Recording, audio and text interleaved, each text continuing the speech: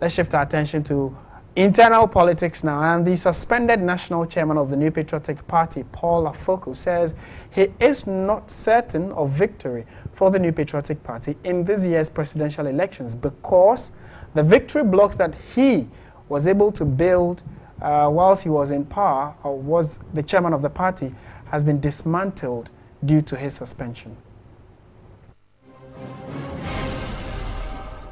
There are several factors. Some of them I still, at the moment, I am still gun shy about saying them in public. But I can say for certain that some of it is just prejudice. You're prejudged and that's it.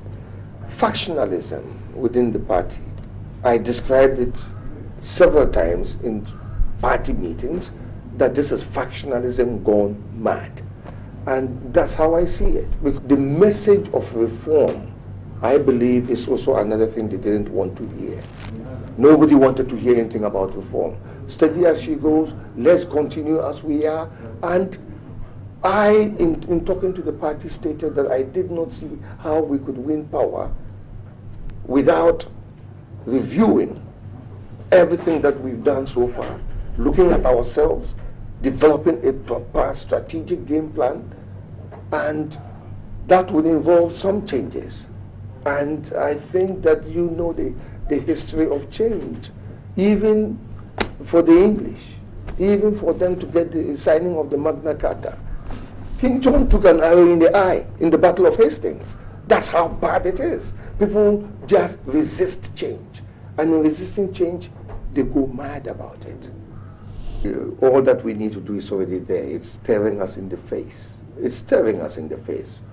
Let's go back to the Supreme Court, and we get told by Afarijan, the message he was given at the time, we didn't want to hear that. Polling stations. That's where victory lies, polling stations. And that's why I sent that 10,000, 100 million old cities to every constituency to get them working. That was the purpose. And we were then to continue to invest more in those polling stations. That's where we win or lose. So it's still there. It's possible, but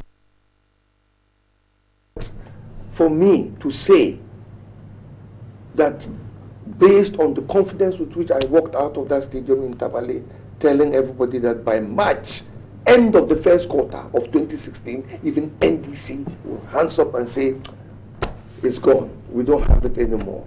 Power is slipped. That certainty is no longer there. It's a toss-up.